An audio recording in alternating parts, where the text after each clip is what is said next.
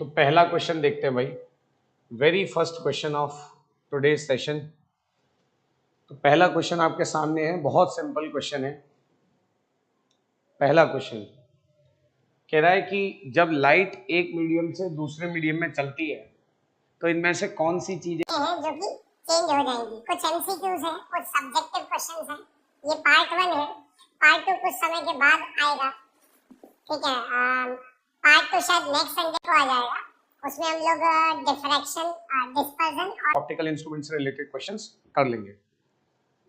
चलिए, तो आप लोग चाहें तो इसको सब्सक्राइब कर सकते हैं। बोलता नहीं हूँ वैसे मैं कभी, आज फिर बोल दिया है।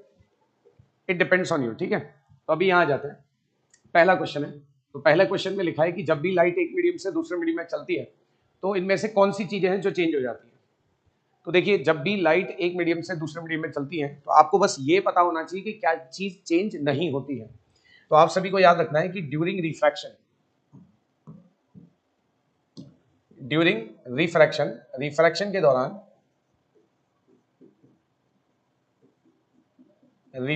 के दौरान तीन चीजें हैं जो चेंज नहीं होती। तीन चीजें हैं जो चेंज नहीं होती हैं। एक, total energy of light. Total energy कभी चेंज नहीं होती, क्योंकि energy can neither be created nor be destroyed. आपको काइनेटिक एनर्जी कम ज्यादा होते हुए देखेगी तो उसके इनवर्स में पोटेंशियल एनर्जी जो है वो चेंज हो जाती है। तो टोटल एनर्जी कांस्टेंट रहती है। दूसरा है लाइट का फेज। लाइट एक इलेक्ट्रोमैग्नेटिक वेव है और वो किसी भी मीडियम में चले उसे उसी स्टाइल में चलना है। और आपको याद होगा वो स्टाइल आप लोगों ने नोटिस किया होगा, इस तरीके से म्यूचुअली परपेंडिकुलर चलती है। और तीसरा जो पॉइंट आपको याद रखना है वो है फ्रीक्वेंसी। फ्रीक्वेंसी भी लाइट की चेंज नहीं होती है और उसका रीजन है कि frequency of any wave basically depends on it's source. तो जब तक आप सोर्स को चेंज नहीं करेंगे तब तक आप फ्रीक्वेंसी को चेंज नहीं करा सकते। तो आप सभी को पता होगा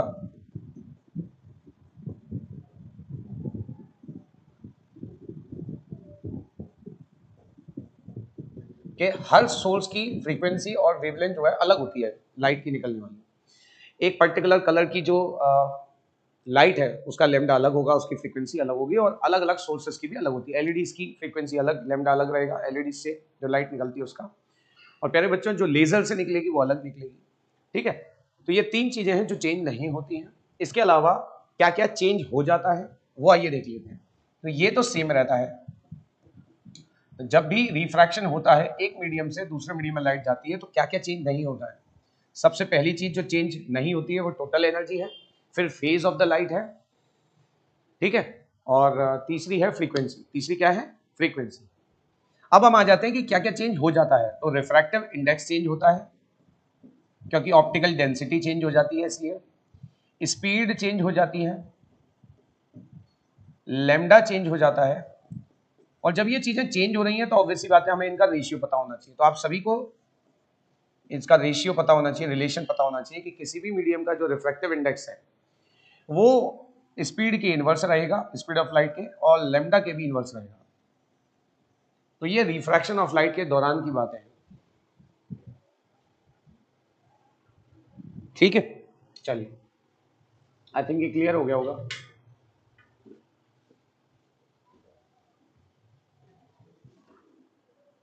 चलो आगे बढ़ते हैं। तो ये कहानी थी, आई थिंक ये क्लियर हो गया होगा, और स्क्रीन अब एकदम से और क्लियर हो गई होगी। ठीक है भाई, बहुत बहुत धन्यवाद संकल्प जैन भाई। तो पहले क्वेश्चन का आंसर क्या है कि कौन कौन सा चेंज हो जाएगा। जिस भी ऑप्शन में फ्रीक्वेंसी है वो चेंज नहीं होगा, तो D option is the correct option. तो पहले क्वेश्चन का आंसर है D. Question number 2, question number 2 ध्यान से पढ़िए।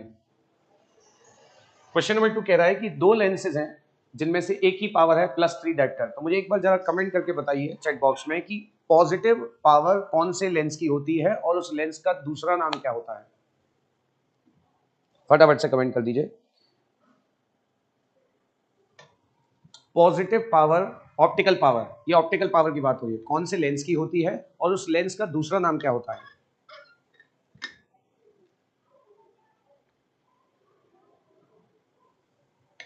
बहुत बढ़िया, कॉन्वेक्स और कन्वर्जिंग, गुड। तो इसका मतलब ये हुआ कि एक लेंस है जिसकी पावर 3 डायप्टर है। जो लेंस ज्यादा पावर का होता है वो ज्यादा थिक होता है, तो इसे थोड़ा सा ज्यादा थिक बनाएंगे हम। और जिसकी नेगेटिव में होती है वो कॉन्केव लेंस है तो उसे थिन बना लेते हैं। तो इस तरीके से हम कह सकते हैं कि हमारे पास दो लेंसेज हैं, एक है काफ़ी थिक मोटा सा लेंस और एक है पतला सा बहुत कॉन्केव लेंस, क्योंकि नेगेटिव जो है वो कन्वर्जिंग की नहीं डाइवर्जिंग लेंस की होती है पावर। तो इस तरीके से हमारे पास दो लेंसेज हैं, एक कॉन्वेक्स और एक कॉन्केव है। ठीक है प्यारे बच्चों, अब ये जो कॉन्केव लेंस है इसकी पावर है -1 dioptre, dioptre is the SI unit of optical power, और इसकी है +3 डायप्टर। और हमें पता है कि जब भी लेंसेज कांटेक्ट में रखे जाते हैं तो जो उनकी टोटल पावर है उसका फॉर्मूला होता है ये, P net equals to P1 plus P2 plus dot dot dot, जितने भी लेंसेज आप कनेक्ट करते जाएंगे वो सभी इसमें आ जाएंगे। अच्छा, पहले लेंस की पावर है 3 डायप्टर प्लस में और दूसरे की है -1 डायप्टर, तो जब आप सॉल्व करेंगे तो ये आएगा 2 डायप्टर। अच्छा, उसने जानबूझ के, याद रखिएगा, पी नेट आपने निकाल ली, लेकिन उसने जानबूझ के नेट फोकल लेंथ पूछी है, तो आप सभी को क्या करना होगा, पी नेट की जगह लिखना होगा 100/f नेट। जब आप फोकल लेंथ सेंटीमीटर में निकालना चाहते हो तो 100 ऊपर आता है, और ये +2 डायप्टर है तो एफ नेट की वैल्यू यहाँ से आ जाएगी +50 सेंटीमीटर। तो मुझे बताओ, यदि नेट फोकल लेंथ पॉजिटिव में आ रही है तो इसका क्या मतलब हुआ, बताइए प्यारे बच्चों। तो पहला ऑप्शन ही होना चाहिए। अब 50 तो 2 में है, तो याद रखना पॉजिटिव साइन का मतलब होता है कि जो ये कॉम्बिनेशन है ये कन्वर्ज करेगा। तो क्या बोलोगे, पॉजिटिव साइन क्या डिनोट कर रहा है, तो आप कहेंगे कि combination will behave as, combination of lenses, both lenses will behave as converging lens. तो कॉम्बिनेशन में भले ही दो लेंस है लेकिन वो कन्वर्ज करेंगे, तो इसीलिए पॉजिटिव आ रही है। ठीक है, दिस इज क्वेश्चन नंबर 2। धीरे धीरे क्वेश्चंस का लेवल बढ़ाते जाएंगे। क्वेश्चन नंबर 3, एक लाइट है जो कि मूव कर रही है डेंसर से रेयरर मीडियम में। एक लाइट है जो कि मूव कर रही है डेंसर से रेयरर मीडियम में। आपको बताना है कि इनमें से कौन सा ऑप्शन सही है। क्वेश्चन नंबर 3 आपके सामने है। पहला, एनर्जी बढ़ जाती है, दूसरा फ्रीक्वेंसी बढ़ जाती है, तीसरा फेज चेंज हो जाता है 90 डिग्री से, और चौथा वेलोसिटी बढ़ जाती है। बताइए इनमें से कौन सा ऑप्शन सही होगा।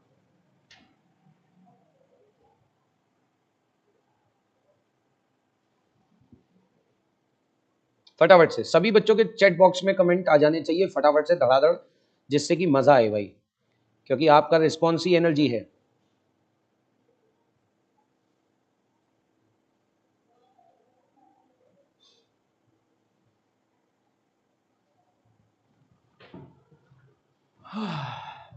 डी ऑप्शन है, वेलोसिटी इंक्रीज हो जाएगी। ठीक है, आइए, तो आप सभी को ये पता होना चाहिए कि जब डेंसर से रेयरर मीडियम में कोई लाइट रे जा रही है, जैसे कोई बीकर है और उसमें कोई लिक्विड भरा पड़ा है, ट्रांसपेरेंट लिक्विड है, आप पानी मान सकते हैं, आप ग्लिसरीन मान सकते हैं, ठीक है, और आपने लाइट रे जो है वो भेजी डेंसर से रेयरर की तरफ, तो जो लाइट रे है वो नॉर्मल से दूर चली जाती है, तो एंगल आर बढ़ता है, बट एंगल के बारे में तो बात ही नहीं हो रही है। और मैंने अभी अभी बताया था कि रिफ्रैक्शन के दौरान टोटल एनर्जी में कोई चेंज नहीं होता। अच्छा, जब एनर्जी बोला है तो समझ लीजिएगा ही और शी क्वेश्चन जो है वो बात कर रहा है किसकी, टोटल एनर्जी की। आप काइनेटिक एनर्जी समझ के टिक मत कर देना पहले ऑप्शन को, डी पर लॉक कर दीजिए। ठीक है डियर, कर दिया। फिर बात करते हैं फ्रीक्वेंसी की। तो मैंने अभी अभी बताया था फ्रीक्वेंसी भी चेंज नहीं हो रही है, फेज चेंज नहीं होगा, क्योंकि फेज चलने का स्टाइल, चलने का तरीका बताता है। और चूंकि लाइट एक इलेक्ट्रोमैग्नेटिक वेव है तो वो सिर्फ लिक्विड में ही नहीं होगी, वो एयर में भी होगी, वो किसी भी मीडियम में आप रखें, क्योंकि electromagnetic waves is independent of medium, उन्हें चलने के लिए मीडियम की आवश्यकता नहीं है। तो वो मीडियम के हिसाब से अपना स्टाइल क्यों बदलेंगी, नहीं बदलेंगी, म्यूचुअली परपेंडिकुलर इलेक्ट्रिक फील्ड और मैग्नेटिक फील्ड के हिसाब से चलती जाएंगी। सही है, तो ऑप्शन है वेलोसिटी, वेलोसिटी बढ़ जाएगी। उसका रीजन भी है कि refractive index is inversely proportional to velocity, और आप जानते हो रेयरर मीडियम का रिफ्रैक्टिव इंडेक्स कम होता है, इसलिए उसमें जाते ही स्पीड ऑफ लाइट बढ़ जाएगी। अच्छा, इसके पीछे भी बेसिक रीजन बहुत साफ है। जब पार्टिकल्स दूर दूर होंगे तो जो इंटरेक्शन है लाइट के पार्टिकल्स फोटॉन्स का वो भी बहुत कम होगा, तो वो जल्दी चल पाएगी, फास्ट निकल जाएगी। चलो क्वेश्चन नंबर 4 की बात करते हैं प्यारे बच्चों। आप इस क्वेश्चन नंबर 4 को इंपॉर्टेंट मार्क जरूर करिएगा, ये क्वेश्चन काफी सारी बुक्स में आपको मिल जाएगा, और धीरे धीरे आप देख रहे हैं कि क्वेश्चंस का लेवल बढ़ता जाएगा। तो प्यारे बच्चों, क्वेश्चन कह रहा है कि एक लाइट का एयर में जो लैम्डा है वो 7200 एंगस्ट्रॉम है। कितना है, 7200 एंगस्ट्रॉम।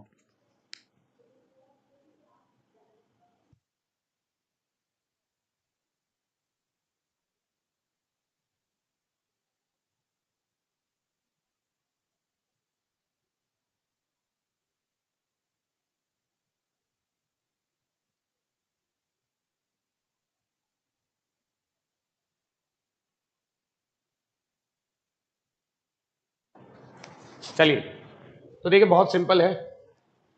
अभी आपको आवाज आई होगी तो बाहर गोलगप्पे वाले भैया आ गए थे तो उनसे बोल के आना पड़ा है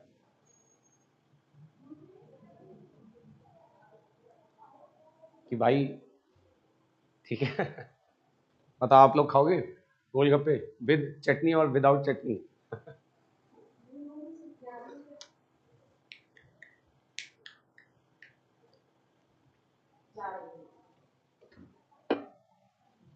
चलो आइए देखिए ध्यान से।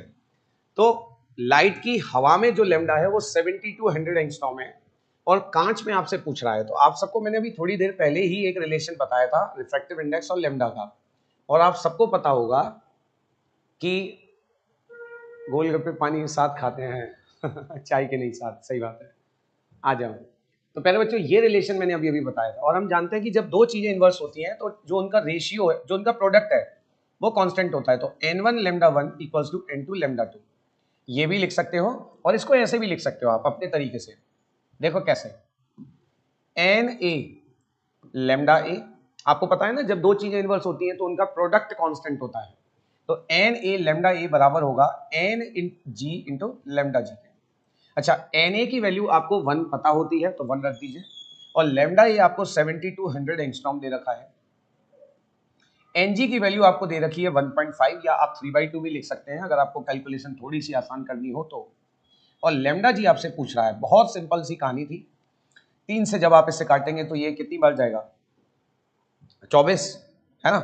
तो 2400 इंटू 2 तो 4800 आ जाएगा मेरे भाई। तो 4800 angstrom is the correct option. और ये कौन से ऑप्शन में, आइए चेक कर लेते हैं। तो ये है बी ऑप्शन में। कितनों का बी ऑप्शन आ रहा है? तो सबसे पहले आया सुमित कुशवाहा जी का, फिर आया आकाश बघेल जी का, ठीक है, फिर रुद्राक्ष सिंह का, एके गेमिंग का, महक, शौर्य, धर्मेश जी का, संकल्प, रवि का। ठीक है, बहुत बहुत बढ़िया, धन्यवाद।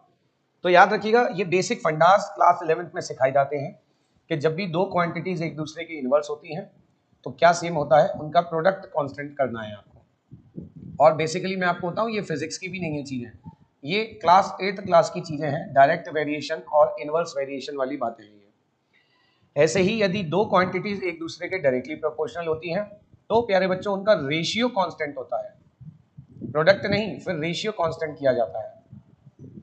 ये बातें आपको याद रखनी होंगी, ठीक है। तो ऐसे कंसेप्चुअल क्वेश्चंस में ये मदद कर देती है हमारी। तो ये अच्छा क्वेश्चन था, इसमें बच्चे जल्दबाजी में गलती कर देते हैं। अब आते हैं, वैसे अगर आप किसी कॉम्पिटिटिव एग्जाम में हो तो मैं आपको बताऊं कि आप इसे बगैर पेन चलाए भी कर सकते हो।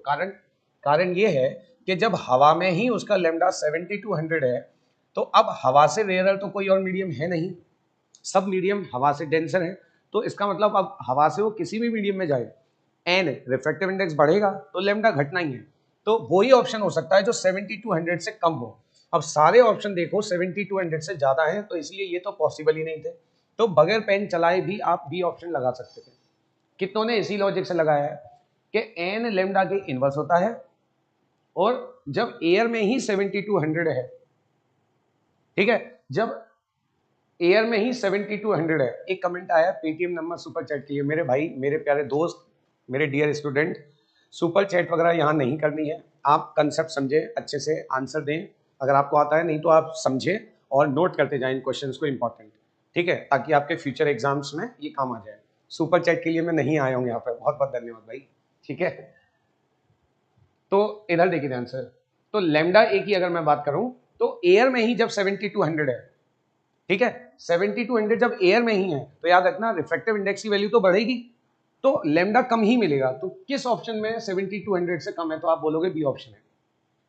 क्या है? बी ऑप्शन, ठीक है, गुड। तो जिस बच्चे ने इस अप्रोच से एमसीक्यू किया है मतलब उसका टेम्परामेंट बहुत अच्छा है, वो बहुत जल्दी सोच लेता है, ठीक है। चलिए, और आप कृपया आपस में चैट बॉक्स में बातें ना करें, फिर वो कमेंट्स आपके दिखाई नहीं देंगे चैट बॉक्स में। क्वेश्चन नंबर 5 देखिए और एक बार ध्यान से पढ़िए और फिर चलते हैं हम आगे।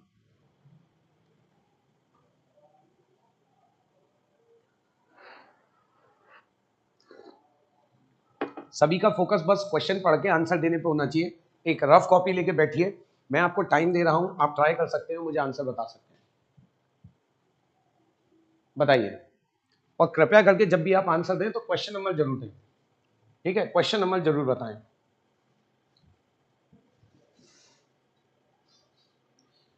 प्लेनो कॉन्वेक्स लेंस की बात हो रही है, तो प्लेनो कॉन्वेक्स लेंस क्या होता है और उसे किस तरीके से रखा जाना चाहिए, साइन कन्वेंशन क्या क्या है, जिस जिस स्टूडेंट को अच्छे से पता है वो एक बार चैट बॉक्स में कमेंट कर देगा। सबसे पहले आंसर आया है सुपर फास्ट महक गुप्ता जी का।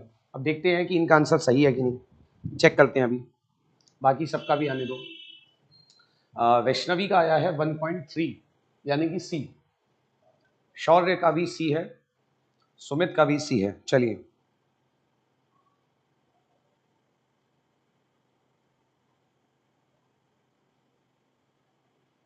चलिए फटाफट से कमेंट करिए बेटा, तभी हम आगे बढ़ेंगे।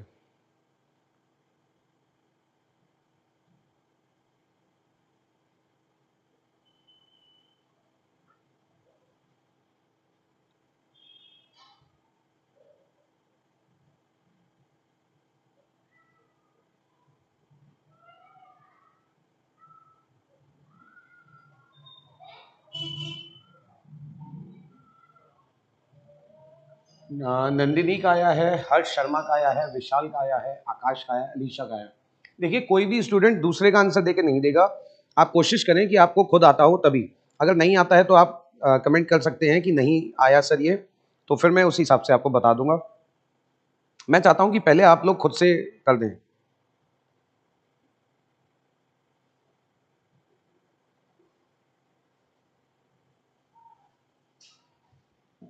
बहुत अच्छे, तो मोस्ट ऑफ द स्टूडेंट्स का आंसर आ चुका है। चलिए स्टार्ट करते हैं, तो ध्यान से सुनिएगा। प्लेनो कॉन्वेक्स लेंस की बात हो रही है, प्लेनो कॉन्वेक्स लेंस ऐसे रखा जाता है, ठीक।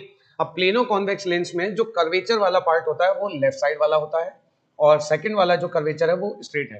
तो जो पहला कर्वेचर है उसकी फोकल लेंथ और उसका जो रेडियस है उसके बारे में बता रखा है। रेडियस ऑफ कर्वेचर पहले वाले सरफेस का R1 दे रखा है 10 सेंटीमीटर, जो कि प्लस में होगा, और प्लेन सरफेस का होगा इनफाइनाइट, वो क्वेश्चन नहीं देगा। और इस लेंस की फोकल लेंथ दे रखी है आपको 30 सेंटीमीटर, तो बताइए प्लस में होगी या माइनस में होगी? साइन कौन डिसाइड करेगा इसका? ये फोकल लेंथ में हमें प्लस लिखना चाहिए माइनस लिखना चाहिए? एक बार फटाफट से कमेंट कर दो। और रिफ्रैक्टिव इंडेक्स निकालना है हमें लेंस के मटेरियल का। तो एक बार चैट बॉक्स में सभी बच्चे मुझे बताएं कि कौन से फॉर्मूले का इस्तेमाल करके आपने इसको निकाला है, जरा फटाफट से बता दीजिए जिससे कि हम आगे बढ़ें। आप शॉर्ट में भी कमेंट कर सकते हैं, प्लस आएगा, बहुत बढ़िया, ठीक है। तो लेंस मेकर्स फॉर्मूले का इस्तेमाल किया है हमने, लेंस मेकर्स फॉर्मूले का इस्तेमाल किया है हमने। और लेंस मेकर्स फॉर्मूला क्या कहता है, आइए जान जाते हैं भाई। लेंस मेकर्स फॉर्मूला कहता है कि 1/f net equals to n2 by n1 minus 1 bracket के बाद 1/r1 माइनस 1/r2। अब प्यारे बच्चों एफ नेट की वैल्यू दे रखी है पॉजिटिव साइन के साथ, ठीक है, पॉजिटिव साइन के साथ। तो यहाँ लिख दीजिए 1/30, जिसको नहीं आया वो जरूर सीखे बच्चा। n2 हमें निकालना है और n1 की वैल्यू हम 1 मानेंगे, क्योंकि बात नहीं की मीडियम की, सराउंडिंग की, तो एयर मानते हैं। यहाँ आ जाएगा 1/r यानी कि 10, और ये हो जाएगा 1/∞ यानी कि 0। तो 1/30 इधर लिखा हुआ है और 1/10 इधर लिखा हुआ है, ठीक है। ये अभी याद रखिएगा वार्म अप चल रहा है, क्योंकि अभी असली क्वेश्चन आने वाले हैं। -1 इधर आएगा तो 4/3 हो जाएगा, और 4/3 होता है प्यारे बच्चों 1.33। तो C option is the correct option, ठीक है। वेक्टर मे बी सैटरडे को या नेक्स्ट संडे को हो जाएगा।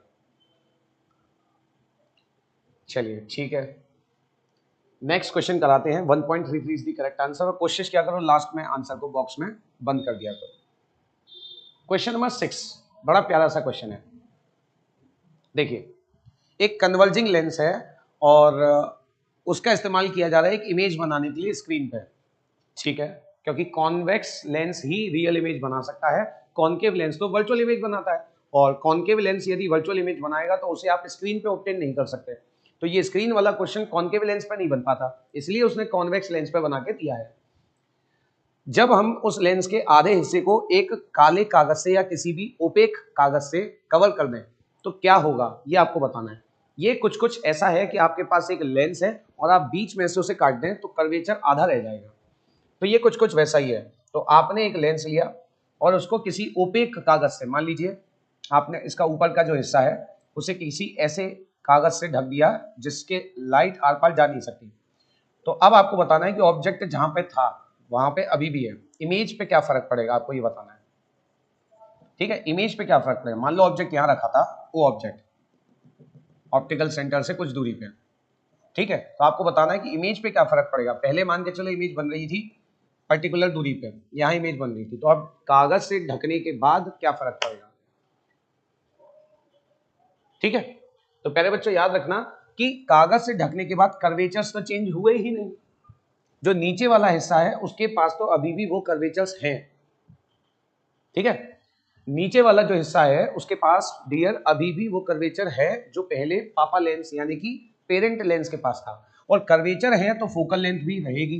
फोकल लेंथ अगर सेम है, यू सेम है, तो वी भी सेम रहेगा। तो half the image will disappear, no. Complete image of same intensity, नहीं। इंटेंसिटी पे कोई फर्क पड़ेगा कि नहीं वो बताएंगे। तो देखो जब भी आप ऐसा करते हो तो position and nature of image पे कोई फर्क नहीं पड़ता। Position and nature of image पे कोई फर्क नहीं पड़ता,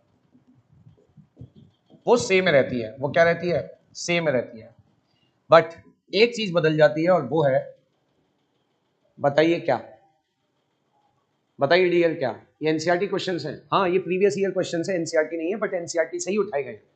ये क्वेश्चन एनसीईआरटी के अंदर से ही उठाए गए। ठीक है, और अभी एग्जैक्ट एनसीईआरटी वाले जो एक्सरसाइज वाले वो भी आ रहे हैं। ये तो बीच में से उठाए गए हैं, जो पैराग्राफ होते हैं उनमें से जी। लेकिन intensity will get half, intensity आधी हो जाएगी, विल बी हाफ, आधी हो जाएगी। तो हाफ इमेज नहीं, half image of same intensity form no, complete image of decrease intensity form. D option is the correct option. तो कितनों का डी ऑप्शन था। ठीक है, ठीक है, धन्यवाद। चलो तो स्टार्ट करें पहले बच्चों।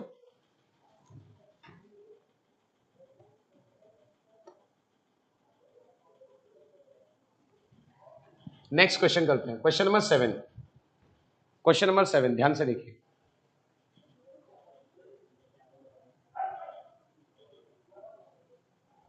ठीक, क्वेश्चन नंबर 7 कह रहे हैं एक लेंस है जो कि फ्लिंट ग्लास से बना है। फ्लिंट ग्लास और क्राउन ग्लास आपको पता होगा, दो प्रकार के ग्लास होते हैं मेनली जो लेंसेज के अंदर इस्तेमाल किए जाते हैं।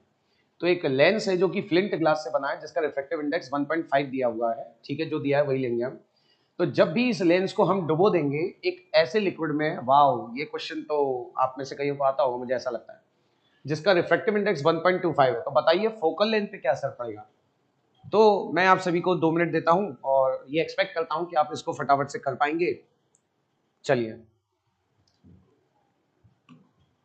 करिए, और जिसका भी आंसर आए फटाफट से वो बताए मुझे पहले।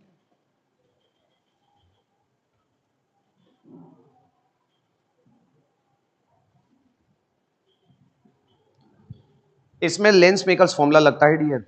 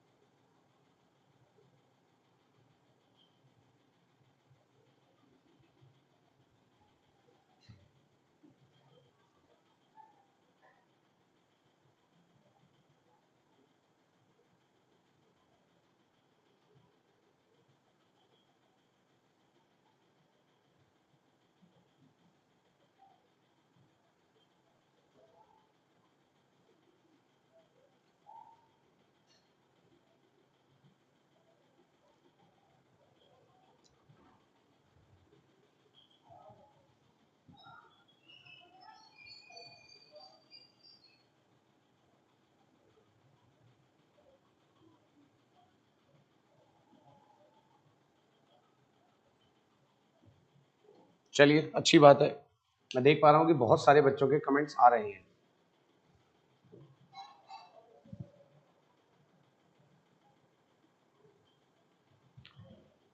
चलिए तो क्या आंसर आ रहा है आप लोगों का बताइए जरा।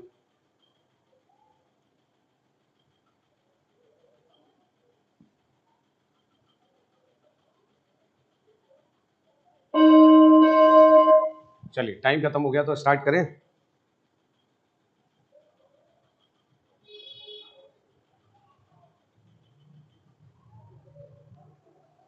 गुड, चलिए तो आ जाइए। तो देखिए भाई, इसमें आपको ना 2 केस बना लेने चाहिए इस टाइप के क्वेश्चन में। मुझे पूरी उम्मीद है कि आप में से ज्यादातर बच्चों ने बनाए भी होंगे। तो पहला जो केस होता है उसमें हम क्या करेंगे, हम मानकर चलेंगे कि लेंस हवा में था, lens is in air, lens is in air, lens हवा में रखा हुआ है। और जब लेंस हवा में रखा हुआ है तो जो फोकल लेंथ होती है वो होती है 1/fa n2/1, क्योंकि लेंस है -1, और कर्वेचर्स के बारे में हमें कोई जानकारी नहीं दी है तो इसलिए हम उसे एज इट इज रखेंगे, अनटच्ड। ठीक है, इससे हमने मान लिया इक्वेशन नंबर 1। अब केस 2 क्या होता है कि हमने इसे किसी लिक्विड में डुबो दिया, lens is immersed in a liquid. तो अब आ जाएगा 1/fl, और n2 तो अभी हमें पता ही नहीं है, लेकिन अच्छा पता है 1.5 रख रहे हैं, तो चलिए रख देंगे, बाद में इसे सॉल्व कर लेते हैं। 1.5 - 1 हो जाएगा 0.5, तो ये 1/2 आ जाएगा यहाँ पे, तो 1/2 लिख देते हैं सॉल्व करके। n2/n1 - 1 यहाँ पे लिक्विड का रिफ्रैक्टिव इंडेक्स आएगा, और ये कर्वेचर्स हमें एज इट इज नहीं पता है तो इन्हें एज इट इज रखे रहने दीजिए, क्योंकि उसने एग्जैक्टली बताया नहीं कि कौन सा लेंस है। ठीक है, अब n2 की वैल्यू तो 1.5 है और nl की दे रखी है 1.25, -1 कर दीजिए और इसे सॉल्व कर लीजिए। fl हमें निकालना है तो इसे सॉल्व कर लीजिए। 1/fl की वैल्यू आ जाएगी 0.25 ऊपर आएगा और 1.25 नीचे आएगा। और प्यारे बच्चों 25 से 125 5 बार जाएगा, तो हमारे पास जो एक इक्वेशन बनेगी वो बनेगी, ये पूरा सॉल्व होके आएगा 1/5। इक्वेशन नंबर 2, तो इन दोनों इक्वेशंस को डिवाइड कर दीजिए, और जैसे ही आप डिवाइड करेंगे क्या होगा देखिए,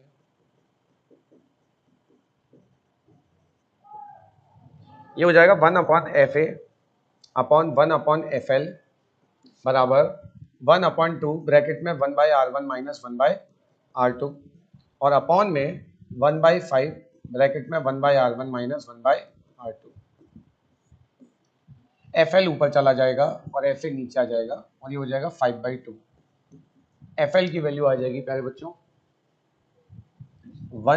2.5 टाइम्स ऑफ fa, यानी कि 2.5 से बढ़ जाएगा। तो ए ऑप्शन हो नहीं सकता, सी और डी है नहीं, तो D option is the correct option. 2.5 times, 2.5 गुना, ये 2.5 आ रहा है ना, तो 2.5 टाइम्स बढ़ जाएगा। अगर ये 2/5 आता तो हम बोलते थे 2.5 गुना कम हो गया, क्योंकि वो नीचे पहुंच जाता। क्वेश्चन नंबर 8 ध्यान से पढ़िएगा, ये क्वेश्चन अब यहां से धीरे धीरे लेवल बढ़ना स्टार्ट हो जाएगा। अभी तक चल रहा था एक तरीके से देखा जाए तो वार्म अप टाइप। कहा जा रहा है कि एक माइक्रोस्कोप है, उससे हम लोग एक सिक्के को देख रहे हैं, और सिक्का किसी बीकर के बॉटम पे रखा हुआ है। हमने माइक्रोस्कोप को थोड़ा सा 1 सेंटीमीटर ऊपर शिफ्ट कर लिया, देखो यूं ऐसे उठा लिया ऊपर, और इसे हम बोलते हैं शिफ्टिंग, नॉर्मल शिफ्टिंग। तो आपको बताना है कि उस बीकर में कितना और पानी भरे हैं कि माइक्रोस्कोप में अभी भी वो फोकस में आ जाए। इसका मतलब ये हुआ कि माइक्रोस्कोप में जो लेंस है, उस लेंस के फोकल लेंथ पे, फोकस पे वो सिक्का रखा हुआ था। अब आपने लेंस को 1 सेंटीमीटर पीछे खिसकाया है माइक्रोस्कोप को ऊपर, तो वो जो सिक्का है अब वो फोकस में नहीं रहा होगा। तो आपको ये बताना है डियर स्टूडेंट्स कि अब हम उस बीकर में कितना पानी भर दें कि वो सिक्का फिर से दिखने लग जाए क्लियरली, बस ये है। तो इसका ये मतलब हुआ कि आपको ये जो 1 सेंटीमीटर आपने माइक्रोस्कोप उठाया है, आपको सिक्के को भी 1 सेंटीमीटर उठाना है। आप चाहते हो कि सिक्का भी 1 सेंटीमीटर उठ जाए, यानी कि नॉर्मल शिफ्ट जो है भाई, जितना आप माइक्रोस्कोप को उठा रहे हो उतना ही आपको किसको उठाना पड़ेगा, सिक्के को। तो नॉर्मल शिफ्ट जो है वो 1 सेंटीमीटर दे रखी है आपको सिक्के की, डी माइक्रोस्कोप की है, लेकिन उतना ही सिक्के को भी उठाना पड़ेगा। अब 1 सेंटीमीटर की नॉर्मल शिफ्ट कब आएगी, तो नॉर्मल शिफ्ट का फॉर्मूला किस किस को पता है, एक बार कमेंट बॉक्स में बता दीजिए हैंड रेज करके सिंसियरिटी के साथ, किस किस को नॉर्मल शिफ्ट का फॉर्मूला पता है। थिकनेस ऑफ द बीकर या height of the beaker bracket में 1 - 1/n l, जो लिक्विड भरा होता है उसका रिफ्रैक्टिव इंडेक्स यहां आ जाएगा, ये होता है। तो हमें ये पता करना है उस बीकर में कितना पानी भरा है,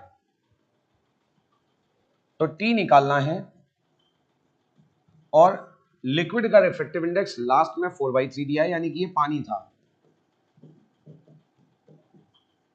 तो प्यारे बच्चों ये हो जाएगा 1 माइनस 3/4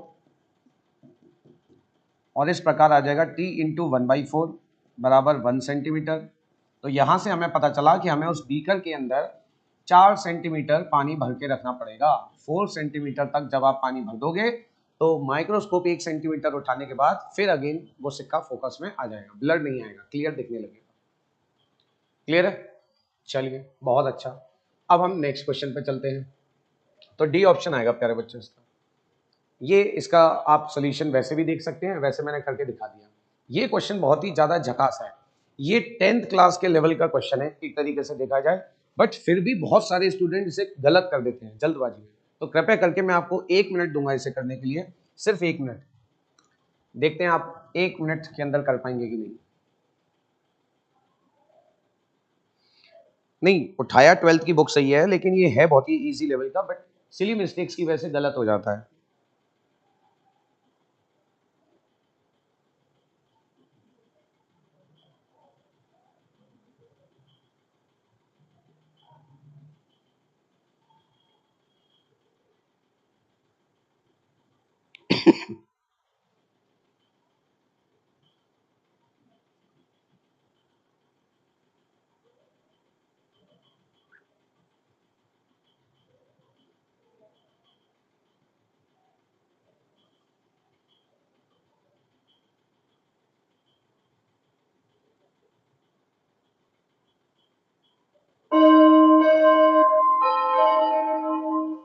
चलिए तो आपका टाइम खत्म हो गया भाई। तो मुझे लगता है कि 1 मिनट के अंदर नहीं कर पाया कोई बच्चा इसे, कोई बात नहीं। अब देखिए इस क्वेश्चन को सही सही वही कर सकता है जैसे साइन कन्वेंशंस के बारे में पता है। आप सबको पता होगा कि हम किसी भी लेंस या मिरर की जब बात करते हैं तो उसके ऑप्टिकल सेंटर को रेफरेंस बनाया जाता है। लेफ्ट साइड की दूरियां नेगेटिव, राइट साइड की पॉजिटिव, ऊपर की दूरियां पॉजिटिव और नीचे की दूरियां नेगेटिव होती हैं, ये बात पता है। और नीचे कौन सी इमेज बनती है, रियल और इन्वर्टेड। तो क्वेश्चन ने साफ साफ बोल रखा है कि एक कॉन्वेक्स लेंस है जिसकी फोकल लेंथ पता नहीं, एफ मान लेते हैं क्योंकि ऑप्शन में एफ दिख रहा है, वो एक इमेज बनाता है 1/n times that of the size of the object. तो distance of the object from the lens आपको पता करना है, ठीक है। चलिए अब देखो इसमें एक बहुत ही कॉमन सी बात है कि उसने ये नहीं बताया कि इमेज का टाइप क्या है। तो आप सबको पता होगा कि कॉन्वेक्स लेंस के पास 6 केस होते हैं। अब 10th की नॉलेज काम आएगी। 6 केस होते हैं जिसमें से एक केस में वर्चुअल इमेज भी बनाता है। मैं जरा आपको दिखाता हूँ कौन सा केस होता है। जब ऑप्टिकल सेंटर और फोकस के बीच में आप ऑब्जेक्ट को रख दोगे तब जाके आपको पता होगा कि इस तरीके से इमेज बनती थी। तो जब आप इसको पीछे बढ़ाते थे तो इस तरीके से यहाँ कहीं जाके बहुत एक बड़ी सी इमेज बनती थी। कुछ याद है या भूल गए? क्यों भाई? हाइजेनबर्ग नमस्ते भाई, याद है? तो इस तरीके से इमेज बनती। अब बताओ ये इमेज छोटी है कि बड़ी है? तो आप कहोगे तो बड़ी है, जबकि उसने बोला है कि 1/n टाइम्स, मतलब इमेज छोटी बन रही है कहीं ना कहीं। और इमेज छोटी इस केस में तो नहीं बन सकती, तो जो बचे हुए 5 हैं उनमें से किसी केस में बनेगी। और बचे हुए 5 केस में रियल और इन्वर्टेड इमेज बनती है। ये कितनों को क्लियर है? एक बार कमेंट करके मुझे बताओ। ये जो बात मैंने अभी आपको बताई कि 6 केस में से सिर्फ एक केस में कॉन्वेक्स लेंस वर्चुअल इमेज बनाता है, इरेक्ट बनाता है। क्लियर है? जल्दी से बताओ जरा। हाँ, लेंसेज में सेम साइड पे बनेगी तभी जाके वर्चुअल कहलाती है। ये लेंस है। तो वर्चुअल एंड इरेक्ट वाला केस में तो लेफ्ट साइड में इमेज बन रही है, ऊपर बन रही है और बड़ी बन रही है। क्वेश्चन कह रहा है कि छोटी बन रही है 1/n। अब n आमतौर पे इंटीजर होता है, हम ये मानकर चल रहे हैं, तो बड़ी ही बनेगी, छोटी ही बनेगी। 1/3, 1/4 ऐसा कुछ हो रहा होगा। ठीक है, चलो। तो इसका मतलब इमेज रियल और इन्वर्टेड बन रही है क्योंकि 5 बचे हुए केसेस में से ही बन रही होगी। छोटी बन रही है तो रियल और इन्वर्टेड ही बन रही होगी, क्योंकि बड़ी बनती तो बहुत सारे केसेस बन सकते थे। ठीक है, ये भी बन सकता था कि भैया फोकस पर रखी होगी, इनफाइनाइट पर बन रही है, हाईली मैग्नीफाइड। ठीक है, ये भी पॉसिबल था, लेकिन अब छोटी बन रही है तो वर्चुअल वाला केस नहीं हो सकता। ठीक है साहब, हम सबको पता है मैग्निफिकेशन का जो फॉर्मूला होता है लेंसेज का, वो होता है V/U, और एक और होता है HI/HO। हम जानते हैं कि इमेज जो है रियल और इन्वर्टेड है, तो राइट हैंड साइड बनेगी और नीचे बनेगी। तो आप सबको ये तो समझ आ गया होगा कि हाइट ऑफ इमेज नीचे बनेगी तो नेगेटिव में आएगी वो। ठीक है, तो जब भी इमेज रियल इन्वर्टेड बनती है तो मैग्निफिकेशन नेगेटिव में आता है, तो जो 1/n दे रखा है उसके आगे माइनस लगाना पड़ेगा आपको। तो यहां से v की वैल्यू आ जाएगी -u/n। अब इसका इस्तेमाल हम कहां करेंगे आइए जान लेते हैं। लेंस फॉर्मूला लगाते हैं 1/v - 1/u = 1/f। हमसे u पूछा है तो साइन u का मत रखिएगा, वो अपने आप आ जाएगा। v की वैल्यू उठा के रख दो, कितनी -u/n। जो पूछा है उसका साइन आप कैसे ले लोगे, वो तो अपने आप नेगेटिव आना चाहिए, और f हम प्लस में रखेंगे। अब आप सॉल्व कर लीजिए, -n/u - 1/u बराबर 1/f। आप u एलसीएम लेंगे तो माइनस कॉमन लेने के बाद आएगा n+1। तो यहां से u की जो वैल्यू आएगी, अच्छा ठीक है, हम जब सबके साइन रख रहे हैं तो u का भी रख देना चाहिए, क्योंकि ऑप्शन, चलो कोई नहीं, पहले नॉर्मली करते हैं फिर मैं आपको बताता हूं कि साइन क्यों रखना चाहिए फिर हमें, क्योंकि ऑप्शन मैच नहीं करेगा हमारा तो हमें पता चल जाएगा। तो u की जो वैल्यू आएगी वो आएगी -n+1 × f। लेकिन ऐसा तो कोई ऑप्शन है ही नहीं, आप देखेंगे तो ऐसा तो कोई ऑप्शन नहीं है, ऐसा तो कोई ऑप्शन नहीं है। एक बच्चा कह रहा है m = -v/u, बेटा वो मिरर्स में होता है, ये लेंसेज चल रहे हैं। तो इसका मतलब ये हुआ कि हमें u का भी साइन रख देना चाहिए था, तो रख देते हैं, कोई बात नहीं, ऑप्शंस के हिसाब से चलना पड़ेगा हमें। हम तो सही कर रहे थे कि भाई u अपने आप आ जाए, पर u नहीं आ रहा है, कोई बात नहीं, तो u का साइन रख देते हैं यहाँ पे u की जगह हमें रख देना चाहिए -u और फिर सॉल्व कर लेना चाहिए। तो जब आप कॉमन लेंगे तो -n+1 आ जाएगा और u की वैल्यू आ जाएगी ब्रैकेट में 1 - n। तो ऐसा कुछ देखो अगर हो रहा हो तो इसे मैं लिख सकता हूं minus times of f bracket में n-1। तो मोस्ट प्रोबेबली इसका जो ऑप्शन है वो डी ऑप्शन होना चाहिए। अच्छा, u नेगेटिव अपने आप आएगा तो देखो अभी हमने जो किया था, अगर u नेगेटिव अपने आप आएगा तो अभी जो हमने किया था उसमें से u नेगेटिव नहीं आ रहा है, ऑप्शन भी मैच नहीं कर रहा है, देखो तो ये ऊपर जा चुका है, ठीक। अच्छा, अब जब आप u कॉमन लोगे तो ऊपर बच रहा है -n-1, तो बेटा u की वैल्यू तो आ जाएगी -n+1 × f। ऑप्शन नहीं मैच कर रहा है, इसीलिए मैं बोल रहा हूं ये वाली बात, वैसे तो आंसर यही आना चाहिए था, ठीक है। चलिए तो चेक करेंगे, मोस्ट प्रोबेबली इसका ऑप्शन डी होना चाहिए, सी भी पॉसिबल है, बट अगर नेगेटिव साइन ना देखें तो इसे आप टैली कीजिएगा और मुझे बताइएगा, ठीक है। इसी ऑप्शंस के या कंफ्यूजन के बारे में मैं बात कर रहा था। आमतौर पे क्या होता है कि जो चीज हम कर रहे होते हैं, जो साइन हमें रखना होता है, जो चीज हमें निकालनी होती है, उसका साइन खुद से आएगा, हम रखते नहीं है, तो ये आंसर आना चाहिए। अब u नेगेटिव में तो आएगा ही आएगा, u नेगेटिव क्यों है, क्योंकि हम लेफ्ट में रख रहे हैं, ठीक है, साइन कन्वेंशन के अनुसार। तो अगर मैं नेगेटिव साइन को इग्नोर करके चलूं तो फिर सी ऑप्शन इसका आंसर बन जाएगा, ठीक है। चलो, एक बच्चा कह रहा है कि मैग्निफिकेशन के फॉर्मूले में आपको u नेगेटिव रखना पड़ेगा। हाँ, ये कर सकते हो कि अगर आपने ये u नेगेटिव रखा है आपने, तो फिर v की वैल्यू आ जाएगी, हाँ, लेकिन देखो मैं आपको बताऊं कि अगर हम u नेगेटिव रखते हैं तो v पॉजिटिव आ जाएगा, ठीक है ठीक है ठीक है ठीक है, गलती मिल गई हमें। देखो रियल इमेज बन रही है तो राइट साइड बननी चाहिए और राइट साइड इमेज पॉजिटिव होती है, इस बात को समझना आप, ठीक है। अब मैं जो बोल रहा हूं उसे ध्यान से सुनिएगा, रियल इमेज बन रही है तो ऑब्वियस सी बात है रवि राइट साइड बनेगी, और अगर राइट साइड बन रही है तो v पॉजिटिव आना चाहिए, और v पॉजिटिव नहीं आ रहा है तो अगर मैं u के साइन रख दूं, यहां पे u के साइन रख दूं, -u रख दिया जाए यहीं पे, तो ये आ जाएगा प्लस का u/n। अब आप साइन नहीं रख पाओगे, लेकिन याद रखना क्योंकि अब आपने u पहले ही रख दिया है यहाँ पे, ठीक है। तो इसको रख के फिर आप सॉल्व करेंगे तो ऑप्शन आपका मैच करेगा और मुझे बताइएगा क्या आएगा, ठीक है। नेक्स्ट क्वेश्चन करते हैं, क्वेश्चन नंबर 10। ये सभी क्वेश्चंस एनसीईआरटी से उठाए गए हैं, 2 क्वेश्चन पहले भी ऐसे मैं करा चुका हूं जो कि एनसीईआरटी से उठाए थे, और ये भी, तो फटाफट से एक बार जरा इसे पढ़ें, ठीक। क्वेश्चन क्या कह रहा है, क्वेश्चन कह रहा है कि एक व्यक्ति है जो एक कार में बैठा हुआ, कार जो है कहीं पार्क्ड है, आपने नोटिस किया कि एक जॉगर है, जॉगर मतलब एक व्यक्ति है जो भागते हुए आ रहा है, और वो आपकी तरफ अप्रोच किया उसने, और साइड व्यू मिरर कौन सा होता है जरा मुझे एक बार कमेंट करके बता दो, हालांकि उसका इंपॉर्टेंस इतना ज्यादा नहीं है यहाँ, बट फिर भी एक बार कमेंट करके बता दो साइड व्यू मिरर कौन सा है। 2 प्रकार के स्फेरिकल मिरर होते हैं, कॉनकेव मिरर और एक कॉन्वेक्स मिरर, तो साइड व्यू मिरर किसे कहते हैं, और क्यों इस्तेमाल किया जाता है 10th क्लास में पढ़ा होगा। तो प्यारे बच्चों, कॉन्वेक्स मिरर जो होता है उसे साइड व्यू मिरर कहते हैं, क्योंकि वो बहुत ही कम एरिया में काफी सारी ऑब्जेक्ट्स को दिखा सकता है छोटा छोटा बना के। रीजन आपने इस प्रकार पढ़ा होगा कि it gives a wider field of view, it gives a wider field of view, wider field of view.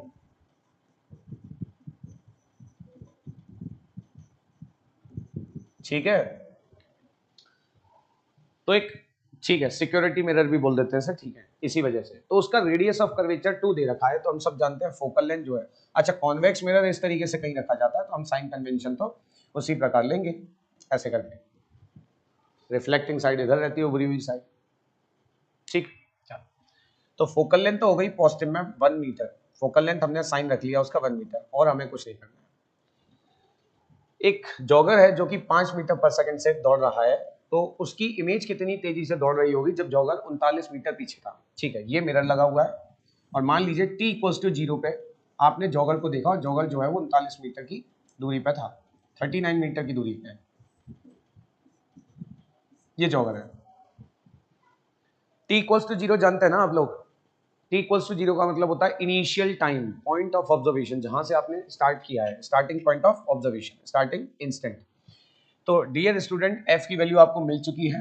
तो एट t = 0 जब जॉगर 39 मीटर दूर खड़ा था, तो u तो आप -39 मान लोगे, f आपको पता ही है, v पता करना है आपको। तो बताओ 39 मीटर पर जब वो था, उसने जस्ट अभी भागना शुरू किया ही है t = 0 पे, तो आप निकाल सकते हो। तो कैसे निकालोगे, 1/v, ये मिरर है याद रखना, लेंस के चक्कर में मत पड़ जाना। इस फॉर्मूले से आप v निकाल लोगे कि उसे शुरुआत में उस कार के अंदर बैठे हुए व्यक्ति को जॉगर कितनी, उसकी इमेज कितनी दूरी पे दिखाई दे रही थी मिरर के अंदर। भाई जॉगर तो पीछे से आ रहा है और उसे साइड व्यू में दिखाई देगी। तो 1/v प्लस u की वैल्यू हम मान लेंगे -39 और f दे रखा है 1, तो v की वैल्यू आ जाएगी प्यारे बच्चों 1 + 1/39, यानी कि v की वैल्यू आ जाएगी 40/39, तो 39/40 ये पोजीशन आपको मिलेगी। ये तब है जब ऑब्जर्वर ने अभी भागना, जॉगर ने अभी भागना शुरू नहीं किया है। अब ध्यान से सुनो, 5 मीटर पर सेकंड की स्पीड से भाग रहा है, यानी कि 1 सेकंड के बाद यहां आ गया होगा।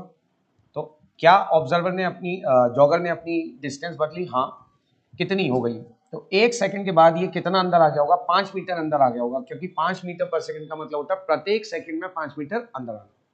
और यहाँ लिखा हुआ है टुवर्ड्स, यानी कि शीशे की तरफ। तो अब इसकी दूरी हो गई 34 मीटर। तो अब आप क्या करोगे? अब आप लिखोगे एट t = 1 सेकंड, 1 सेकंड जब समय हो गया है, तब u की वैल्यू हो गई है -34 मीटर। फोकल लेंथ चेंज नहीं होती, v निकालनी है आपको। इसे फाइनल भी कह सकते हो, इसे इनिशियल भी कह सकते हो। तो प्यारे बच्चों फिर से लगाओ लेंस मेकर्स फॉर्मूला, एनसीईआरटी का क्वेश्चन है।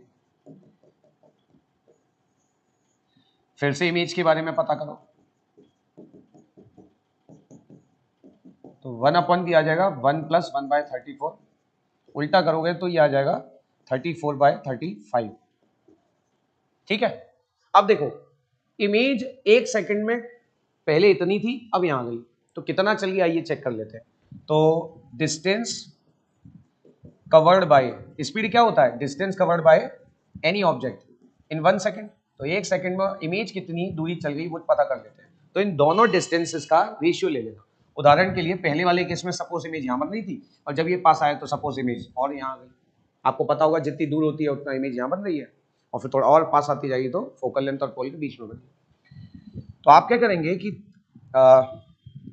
दोनों का डिफरेंस ले लीजिएगा, और दोनों का डिफरेंस लोगे 39/40 माइनस 34/35, और ये आएगा 12 5 20 1400, और 35 का 39 39 से मल्टीप्लाई करोगे, अगर 4 बार होता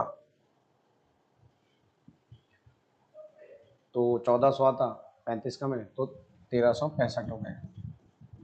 ठीक है, फिर ये हो जाएगा 1360, ऐसा ही है ना। तो ये आएगा 5/1400, और ये कट के आ जाएगा 1/280 मीटर, यानी कि 1 सेकंड में इमेज 1/280 मीटर चल गई। तो उसकी स्पीड क्या हो गई समझ गए? 1/280 मीटर पर सेकंड हो गई। तो स्पीड ऑफ इमेज क्या हो गई? तो स्पीड ऑफ इमेज हो गई, जो स्पीड ऑफ इमेज है, वेलोसिटी ऑफ इमेज जो है वो हो गई 1/280 मीटर पर सेकेंड। ऐसे ही वो कुछ भी दूरी दे देता, आप इसी तरीके से निकाल लोगे। ठीक है, कैसा लगा ये क्वेश्चन एक बार बताइए। एनसीईआरटी का सॉल्व एग्जाम्पल कैसा लगा ये क्वेश्चन, एक बार कमेंट बॉक्स में बता दीजिए।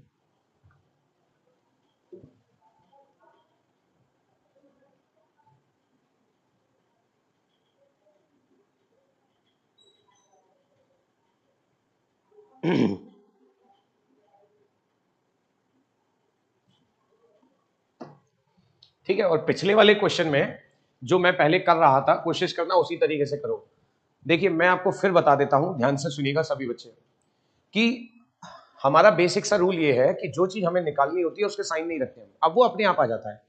कई बच्चे कह रहे हैं कि यू की वैल्यू आप रख दीजिए, ठीक है मैं मानता हूं ऑप्शंस में भी कहीं ना कहीं गड़बड़ हो सकती है, और अगर आपको ऑप्शन मैच कराना है तो आप ये काम करें, तो इसमें पुट करके चेक करें कौन सा ऑप्शन आ रहा है, पता चल जाएगा। ठीक है, चलिए तो नेक्स्ट क्वेश्चन करते हैं। क्वेश्चन नंबर 11, ये अगेन एक झकास क्वेश्चन एनसीईआरटी से दे रखा है। इसमें भी 10th क्लास का जो बेसिक कंसेप्ट है वो आपको आना चाहिए। 3 लेंसेज दे रखे हैं। पहला जो लेंस है वो ये रहा, जिसकी फोकल लेंथ +10 है। दूसरा है प्लेनो कॉनकेव और ये है -10, और तीसरा है कॉन्वेक्स जिसकी फोकल लेंथ +30, तभी तो थोड़ा पतला है। ठीक है, ये है कहानी। आपसे क्या कहा जा रहा है, आपसे कहा जा रहा है कि ये रहा एक ऑब्जेक्ट, इसकी इमेज बताइए कहां बनेगी। ये एक बहुत ही बेहतरीन क्वेश्चन है। तो देखिए आपको कुछ भी नहीं करना है, ये जितना बेहतरीन है उतना ही इजी भी है। आपको बस 2 बातें पता होनी चाहिए, और वो ये है प्यारे बच्चों कि लेंसेज के लिए ये फॉर्मूला लगता है और साइन कन्वेंशन क्या है, फोकल लेंथ किसकी पॉजिटिव किसकी नेगेटिव वगैरह वगैरह।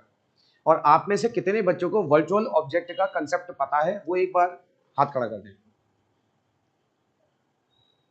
अच्छा ये शीट में भी था, ठीक है, ये तो और अच्छी बात हो गई, फिर बोनस हो गया आप लोगों के लिए, पहले ही सॉल्यूशन मिल गया। आप में से कितनों को वर्चुअल ऑब्जेक्ट के बारे में पता है।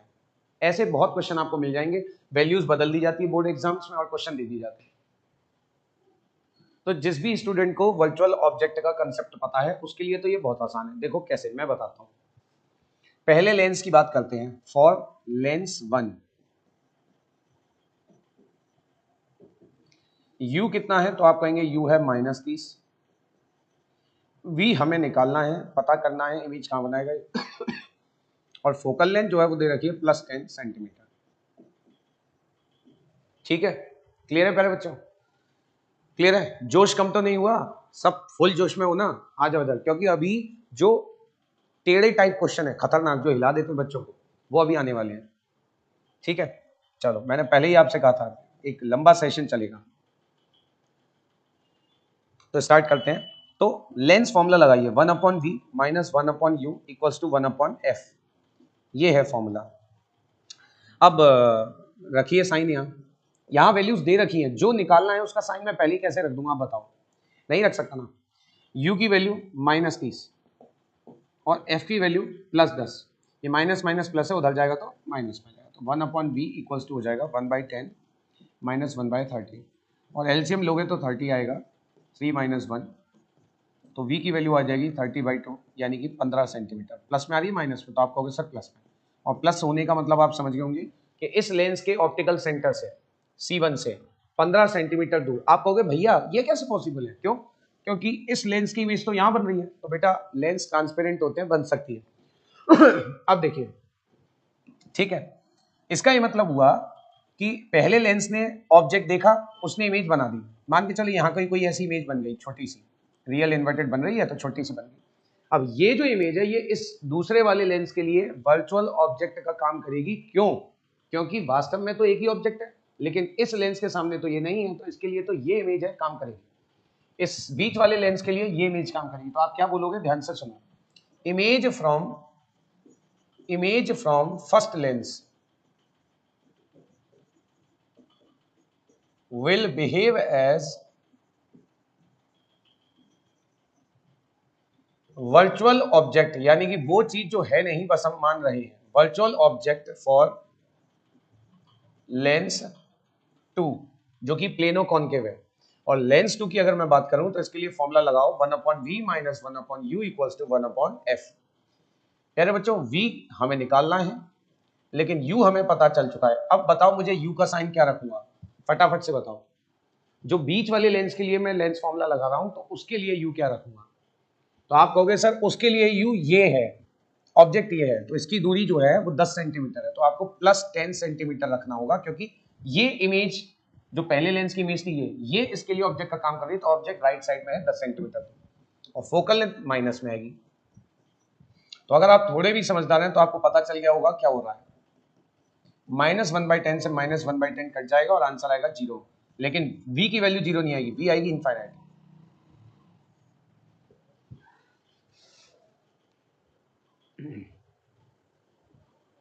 ठीक है,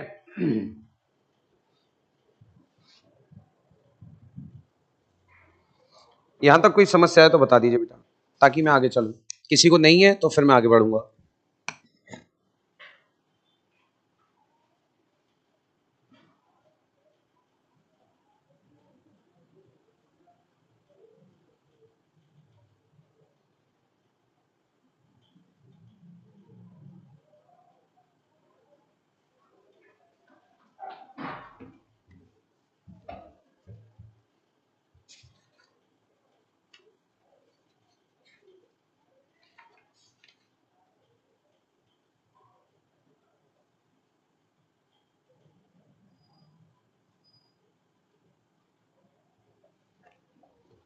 गुड, बहुत बढ़िया, क्लियर है, कोई डाउट नहीं ना।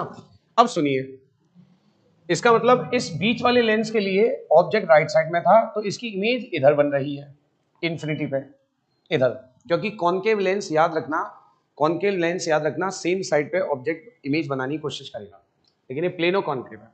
तो हम क्या बोलेंगे कि जो भी इन्फिनिटी पे इमेज बन रही है, जो भी इन्फिनिटी पे इमेज बन रही है, इधर भी बन सकती है इधर भी बन सकती है, लेकिन ऑब्वियसली बात है, आप जानते हैं कॉनकेव लेंस क्या करता है, कन्वर्स करता नहीं, डाइवर्ज करता है, और वो बनाएगा वर्चुअल, यानी कि जिस तरफ ऑब्जेक्ट है उसी तरफ इमेज बना देगा।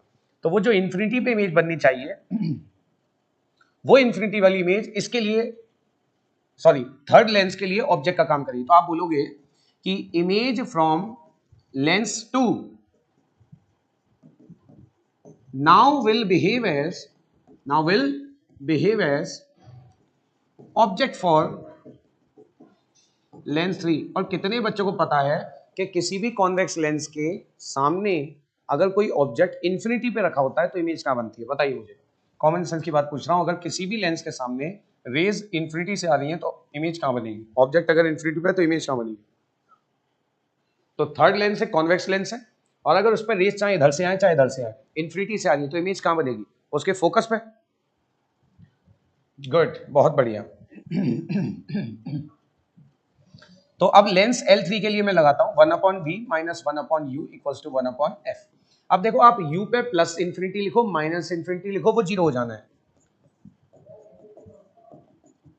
और f की वैल्यू दे रखी थी, तो v की वैल्यू आ गई f, और f की वैल्यू है +30, तो v आ गया +30, यानी कि फाइनल जो इमेज है प्यारे बच्चों इस लेंस के राइट साइड बनेगी, और इस लेंस के राइट साइड कहां जाके बनेगी, यहां पे बनेगी। कितनी दूरी पे, जितनी दूरी पे इसका फोकस है, यानी कि 30 सेंटीमीटर पर। तो कितने ऐसे डियर स्टूडेंट्स हैं जिन्हें क्वेश्चन क्लियर हुआ, फुल सॉल्यूशन आपके सामने है, 3 स्टेप्स में क्वेश्चन होता है। पहले लेंस के लिए आपको इमेज पता करनी है, वो इमेज दूसरे लेंस के लिए ऑब्जेक्ट का काम करेगी।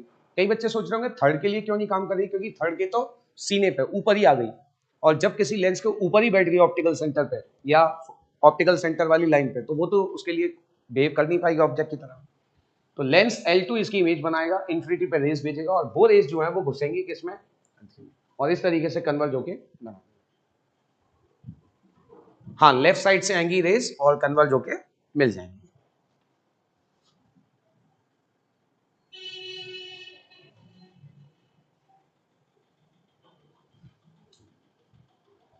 क्वेश्चन नंबर 12, क्वेश्चन नंबर 12 देखिए, क्वेश्चन नंबर 12 में कहा जा रहा है कि मिरर इक्वेशन का इस्तेमाल करके आप ये डिड्यूस कर दें, डिड्यूस का मतलब होता है ये निकाल के दिखाएं।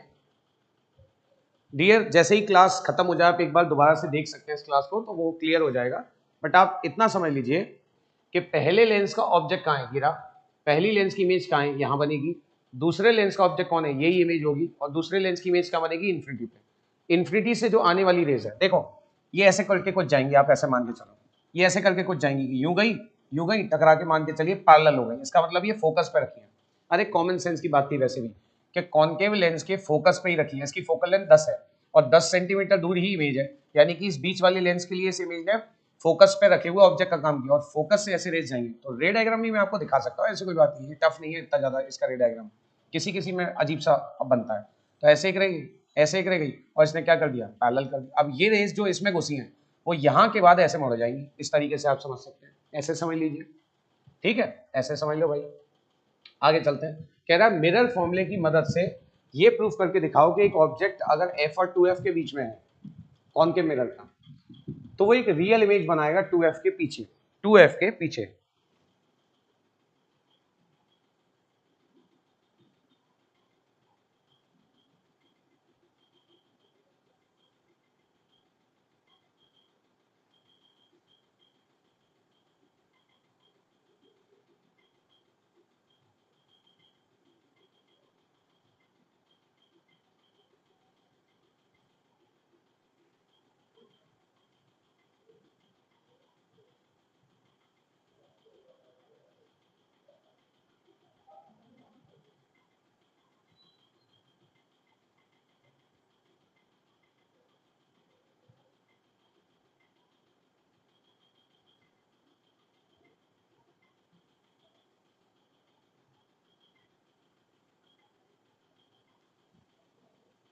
चलिए ठीक है, तो क्या करोगे अब, इस क्वेश्चन को करने से पहले आपको एक बेसिक सा कंसेप्ट क्लियर होना चाहिए।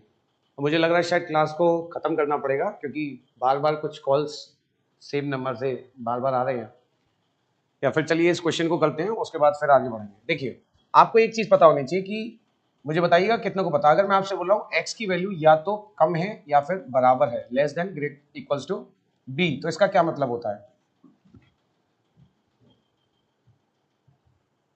ठीक है, ये अधिक आपके सामने ऐसे लिखा हुआ if x less than equals to b, तो इसका क्या मतलब है, what is the meaning of this inequality, what does it mean.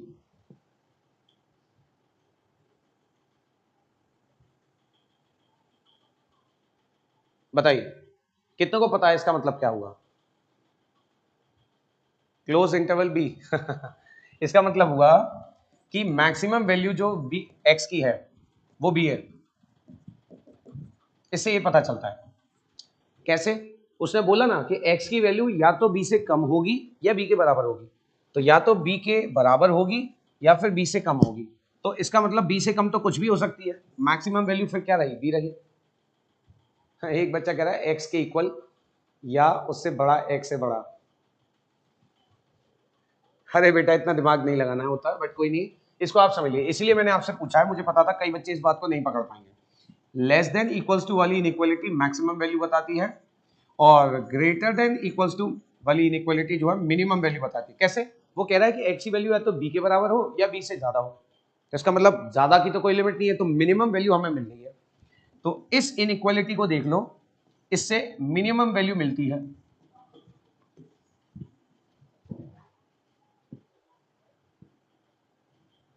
ठीक है। चलो, तो ये बात जिस बच्चे को पता है उसके लिए क्वेश्चन आसान है। देखो कैसे, एक ऑब्जेक्ट है जो कि f और 2f के बीच में रखा है, यानी कि जो u है उसकी दूरी f से तो ज्यादा होगी और 2f से कम होगी, ऐसे लिख सकता हूं। बताइए बेटा कितने बच्चे मेरी इस बात से सहमत है कि भैया आपने बिल्कुल सही लिखा है, सर आपने बिल्कुल सही लिखा है। जो u है ऑब्जेक्ट की दूरी वो 2f से कम होनी चाहिए और f से ज्यादा होनी चाहिए, फोकस और सेंटर ऑफ कर्वेचर f और c के बीच में कहीं रखा है, तो f से ज्यादा होगी दूरी और 2f से कम होगी। अब इसका उल्टा कर दो, क्यों कर रहा हूं वो भी बता दूंगा, आपको पता होगा इनइक्वालिटी रिवर्स हो जाती है। अब आप माइनस का मल्टीप्लाई कर दो, फिर से इनइक्वालिटी माइनस में मल्टीप्लाई करने की वजह से रिवर्स हो जाएगी। अब आप दोनों तरफ 1/v को ऐड करो तीनों में, तो 1/v minus 1/f less than 1/v minus 1/u, 1/v minus 1/2f, ऐसे रहेगा। नहीं मैंने गलत कर दिया, सॉरी, हमें v की तो बात करनी ही थी, यहां तक तो मुझे लगता है कोई समस्या नहीं हुई। तो आप ऐसा करो 1/f को मिरर इक्वेशन है, अच्छा मिरर इक्वेशन क्या होती है, 1/v plus 1/u equals to 1/f। तो 1/v अगर मुझे चाहिए तो 1/f माइनस 1/f, ठीक है ठीक है। तो देखो मेरे पास माइनस 1/e तो आ गया, 1/f और चाहिए, तो आप ऐड करते जाओ। तो 1/f ऐड करो इसमें भी, 1/f ऐड करो इसमें भी, और 1/f ऐड करो इसमें भी, हो गया सिंपल। इससे क्या होगा मैं बता रहा हूं, ये हो जाएगा घट के 0, ये हो जाएगा 1/f माइनस 1/u की जगह 1/v, और ये हो जाएगा अगर आप सॉल्व करते हैं तो f और ये 2f हो जाएगा, और ये हो जाएगा 2 माइनस 1, तो 0 less than 1/v less than 1/f। अब इसे अगर मैं रिवर्स करता हूं तो ये हो जाएगा इन्फिनिटी यानी कि 1/0, ठीक है, और ये इस तरीके से चीजें चलने लग जाएंगी, ठीक। चलो, तो उसने बोला था कि इमेज जो है 2f से दूर बनेगी, तो आप देखो इन्फिनिटी से कम होनी चाहिए, इन्फिनिटी तो आप जानते हो पता ही नहीं हमें कहाँ है, और 2f जो है जिस पॉइंट की दूरी मिरर से 2f होती है वो पॉइंट होता है सेंटर ऑफ कर्वेचर, तो 2f से ज्यादा होनी चाहिए, तो 2f से ज्यादा यहाँ का इमेज बन रही होगी, ठीक है ना। हमने कहीं गलती कर दी क्या, हाँ गलती कर दी, कोई बात नहीं। तो आप देख पा रहे हैं कि v की वैल्यू 2f से ज्यादा होनी चाहिए, यही प्रूफ करना था और हमने करके दिखा दिया। बियॉन्ड का मतलब होता है पीछे, हाँ वो चेक कर लिया मैंने, 2f आएगा। बियॉन्ड का मतलब होता है पीछे, तो दूरी ज्यादा होगी, ठीक है। ये भी एक बहुत ही अच्छा क्वेश्चन था। क्वेश्चन नंबर 13 देखते हैं। क्वेश्चन नंबर 13 देखिए, ये अभी कुछ दिन पहले भी शायद किसी एक स्टूडेंट ने मुझसे पूछा था, ये भी एनसीईआरटी में ही है, पढ़िए एक बार।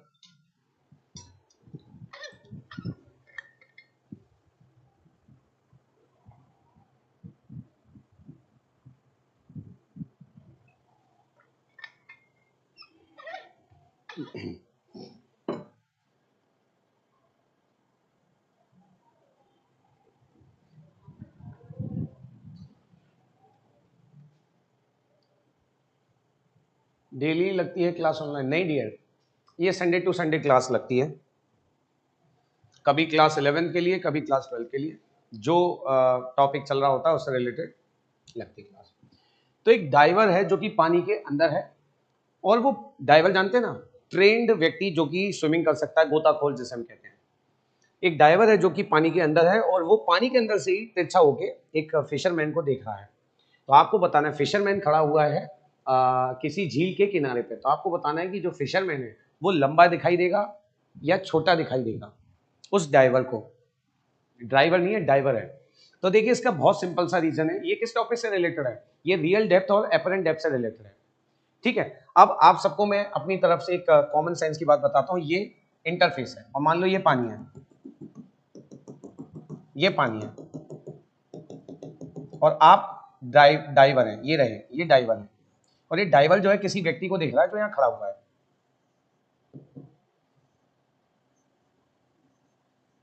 ठीक है, खड़ा हुआ है। अब आपको पता होगा आपको कोई भी चीज कब दिखती है, जब उससे आने वाली लाइटें आपकी आंखों में जाए। तो इसका मतलब हमारे इस डाइवर के लिए ऑब्जर्वर कौन है, डाइवर, और ऑब्जेक्ट कौन हो गया, जिसको ये देख रहा है, ये ऑब्जेक्ट हो गया। तो ऑब्जेक्ट से एक लाइट रे निकली, सपोज इसकी मुंडी से एक लाइट रे निकालू मैं, जानी तो सीधी चाहिए थी पर वो ऐसे मुड़ जाएगी, लेकिन डाइवर को तो ऐसा लगेगा ना कि ये लाइट रे इधर कहीं से आ रही है, लगेगा कि नहीं लगेगा। ऐसे ही इसके पैर से भेजो, एक पैर से भी ऐसा ही होगा। तो कुल मिला के मैं आपको बता रहा हूँ कि इसकी मुंडी जो है यहाँ दिखाई देगी, तो ये जो डाइवर है इसको ये जो फिशर मैंने बड़ा सा दिखाई देगा, ऐसा कुछ होता है। इसके सिर की ही इमेज मैंने बना के आपको दिखाई है, तो आप देखो कहां बन रही है, ऐसा कुछ डायग्राम होगा। कितने बच्चे देख पा रहे हैं? जब डेंसर मीडियम से रेयरर में आप देखोगे तो चीजें बड़ी दिखाई देंगी, ये रहा रीजन। तो इसका आंसर आपको पता है, ये डायग्राम आप बना देंगे और आप लिख देंगे कि ऑब्जर्वर ये है और ऑब्जेक्ट ये, इससे आने वाली लाइट रे रेयरर से आ रही है इसलिए डेंसर की तरफ मुड़ेगी, बट व्यक्ति को लगेगा कि इधर कहीं उसकी इमेज बन रही है। कितना क्लियर है? एक बार give the thumbs up in the chat box, जिससे कि मैं नेक्स्ट क्वेश्चन की तरफ ले चलूं आपको। कोई बात नहीं, उल्टा होता अगर आप रेयरर से डेंसर में देख रहे होते तो चीजें छोटी लगने लग जाती हैं, बेंड करने लग जाती हैं।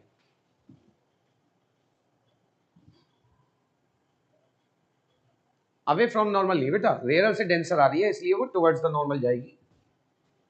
नेक्स्ट क्वेश्चन आपके सामने, ये भी एनसीईआरटी की एक्सरसाइज का ही क्वेश्चन है, ध्यान से देखिए। और क्वेश्चन नंबर 14 है ये, क्वेश्चन नंबर 14 इंपॉर्टेंट भी मार्क कर लीजिएगा ये सभी क्वेश्चंस को। एक छोटा सा बल्ब है जो कि लटका हुआ है किसी दीवार पे, तो मैं एक बल्ब ऐसे ही रफली बना के और उसको लटका दे रहा हूं। Don't take my drawing seriously.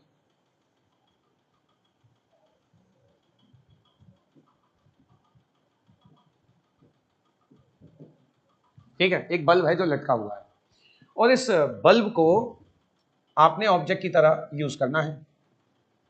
अच्छा साहब, सामने एक दीवार है, उस दीवार पे इसकी इमेज बनानी है हमें। जो दीवार आप देख रहे हैं उस पे हमें क्या बनानी है, इसकी इमेज बनानी है।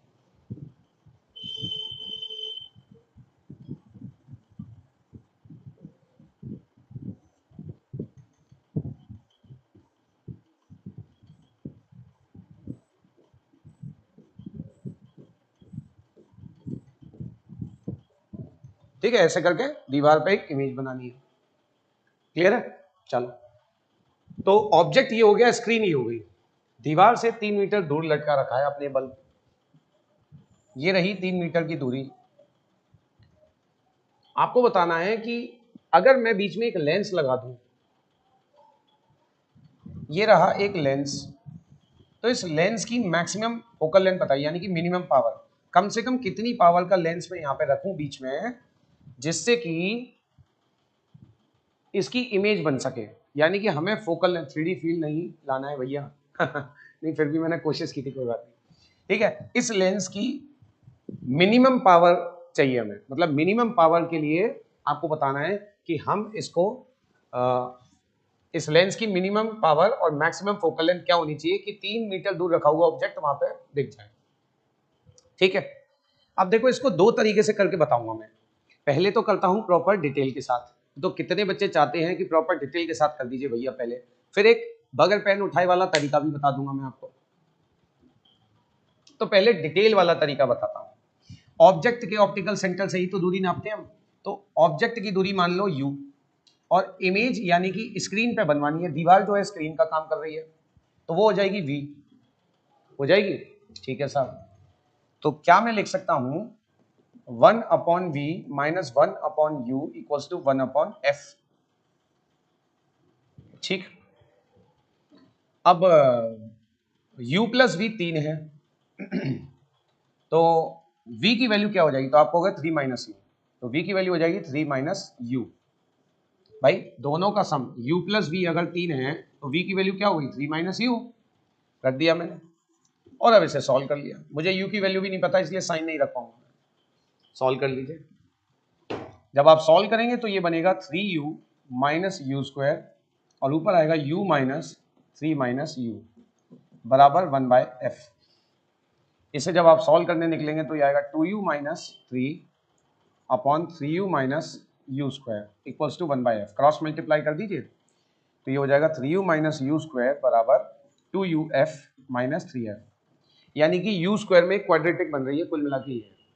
तो इन दोनों को उधर ले जाओ और आप देखेंगे क्वाड्रेटिक बनती हुई दिख रही होगी, u square minus 3u plus 2uf minus 3f। तो क्या मैं इसको ऐसे लिख सकता हूँ u स्क्वायर फिर माइनस 3 माइनस 2f ब्रैकेट में u और माइनस 3f। ये एक u स्क्वायर के अंदर क्वाड्रेटिक बन गई। तो क्वाड्रेटिक फॉर्मूला आपको आता होगा, u बराबर क्या होता है minus b plus minus under root b square minus 4ac upon 2a। ये सबको पता है। इसके अंदर अब देखो u की वैल्यू कुछ ना कुछ रियल ही आएगी, रियल वैल्यूज आएंगी, इमेजिनरी वैल्यूज तो आएंगी नहीं। इसका मतलब अगर आप ये वैल्यू रियल चाहते हो तो उसके लिए ये जो ब्रैकेट वाली चीज होती है इसे क्या होना पड़ेगा, तो आपको पता होगा इसे डिस्क्रिमिनेंट कहते थे। तो b square minus 4ac greater than equals to 0, याद है या नहीं। तो यहाँ पे b की वैल्यू तो ये रही, इसका स्क्वायर कर लो माइनस 3 माइनस 2f और इसका होल स्क्वायर, ये तो हो गया b, और c हो गया ये a 1 है और c की वैल्यू है माइनस 3f और ग्रेटर देन इक्वल्स टू 0 कर लो तो ये आ जाएगा 9 प्लस 2f का होल स्क्वायर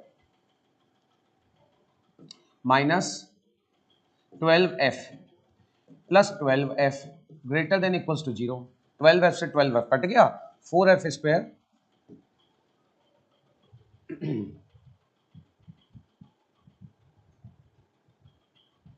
सही है, बिल्कुल सही है।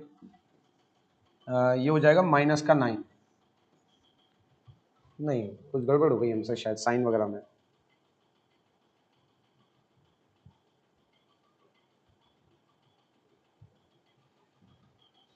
एक बार चेक करिएगा सभी बच्चे।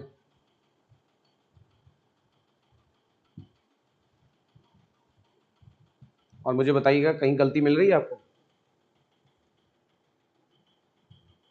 दोनों को इधर ले आए, ठीक है, माइनस का आया, हमने ये लिया माइनस कॉमन ले लिया, अच्छा, और u कॉमन ले लिया, तो ये बचेगा 3 और ये बचेगा माइनस का 2, ठीक है। तो b square minus 4ac greater than equals to 0 हमने कर दिया, बिल्कुल सही कर रहे हैं, ठीक है। ये हो जाएगा प्लस का 12 और ये हो जाएगा माइनस का 12, कट जाएगा, बिल्कुल सही है भाई साहब। तो यहीं कहीं गड़बड़ हमसे हुई है, मुझे लगता है कि साइन में गड़बड़ हुई है शायद। तो हम लोगों को इसमें u की वैल्यू क्या कर लेनी चाहिए, रख लेनी चाहिए, पर उससे तो कोई फायदा नहीं होना चाहिए यार। क्या कहते हैं आप लोग? v प्लस में आएगा तो ठीक है, और u हम माइनस में, अगर हर जगह माइनस कर देते तो वो फिर प्लस हो जाएगा, उसकी कोई जरूरत नहीं। कोई गड़बड़ तो नहीं लग रही मुझे।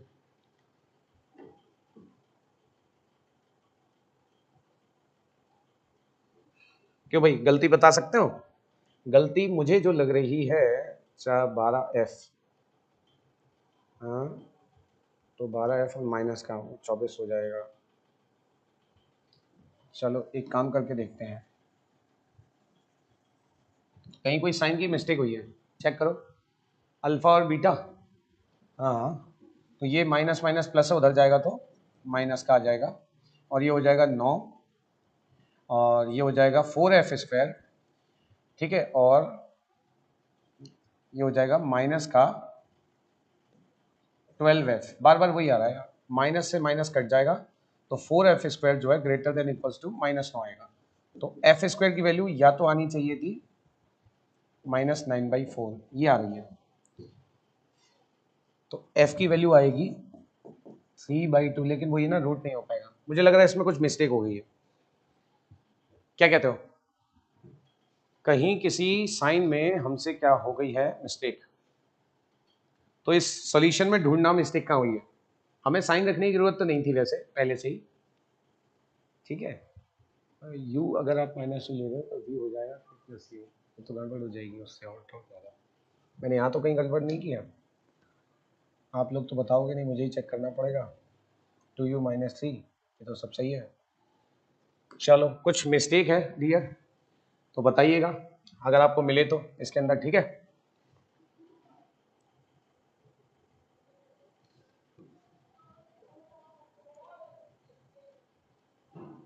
हाँ, रूट्स रियल होने चाहिए, तो मैंने रूट्स रियल कर दिए। 3 - 2f का होल स्क्वायर कर लेते हैं।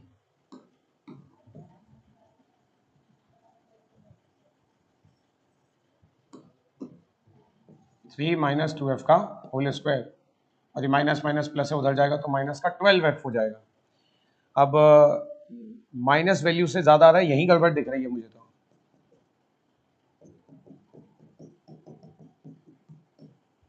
ठीक है, यही गड़बड़ दिख रही है, देखो मेरे को स्टार्टिंग से करते हैं। -3f इंटू 4 कहाँ पे, तो प्लस का आएगा ना, हाँ, तो प्लस का ही तो ला रहा था, उधर जाके माइनस का आ रहा है ना, वही तो कह रहा हूँ मैं,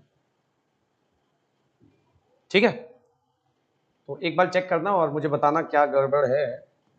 चलो मैं इसका दूसरा तरीका भी आपको बता देता हूँ, जिसमें पेन उठाने की आवश्यकता नहीं थी, जिसमें पेन उठाने की आवश्यकता नहीं थी। देखो वो कैसे करना था आपको, एक बार क्वेश्चन जब आप पढ़ोगे तो मुझे जरा बताओ, क्वेश्चन में लिखा हुआ है मैक्सिमम फोकल लेंथ, और आप सबको पता है फोकल लेंथ जो है पावर के इनवर्स होती है, यानी कि वो एक तरीके से हमसे बोल रहा है कि लेंस की जो पावर है वो मिनिमम होनी चाहिए, ऐसी वैल्यू बताओ। तो देखो लेंस का काम क्या होता है, लेंसेस का काम होता है कन्वर्ज करना और डाइवर्ज करना। यू अगर नेगेटिव में लेंगे हम तभी जाके इक्वेशन आ पाएगी, मतलब यू मेरे को अपनी तरफ से नेगेटिव रखना पड़ेगा पहले, जो फॉर्मूला मैंने रखा है ना वहां पे यू का साइन -u रखना पड़ेगा इस बार। कारण ये है, मुझे जो लग रहा है वो कारण ये है कि v की वैल्यू तब जाके आएगी फिर 3 + u, और तभी वो पॉजिटिव में आ पाएगी। ठीक है, तो एक बार उस तरीके से मैंने आपको बता दिया, एक बार सॉल्व कीजिएगा। अब मैं आपको बगैर पेन उठाए करके बताने की कोशिश करता हूँ, वो सुनिए। क्वेश्चन में एक बड़ी प्यारी सी लाइन लिखी है, वो मुझे ध्यान से दिख रही है, मैक्सिमम पॉसिबल फोकल लेंथ, इसका मतलब पावर मिनिमम। और अगर पावर मिनिमम चाहिए तो इसका मतलब लेंस जो भी करता है, क्या करता है लेंस, कन्वर्ज या डाइवर्ज, वो ना करे, लेंस कन्वर्ज या डाइवर्ज ना करे। और ऐसा कब होता है कि कोई भी कॉन्वेक्स लेंस जितना साइज का ऑब्जेक्ट होता है उतनी ही साइज की इमेज बनाता है, ना तो उसे बढ़ाता है और ना ही उसे घटाता है, कोई मैग्निफिकेशन पैदा नहीं करेगा। बताइए वो कौन सी पोजीशन है जिसपे कोई भी कॉन्वेक्स लेंस, क्योंकि कॉन्वेक्स लेंस की बात हो रही है, तो मुझे बताएं सभी बच्चे वो कौन सी केस की बात है जिसमें कॉन्वेक्स लेंस किसी भी ऑब्जेक्ट को सेम साइज का बना के दे देता है, ना तो उसे बढ़ाता है और ना ही उसे घटाता है। मुझे बताइए फटाफट से, ये तो आपने 10th क्लास में पढ़ा होगा ना यार, वही बात तो है, फटाफट से बताइए बेटा जल्दी से।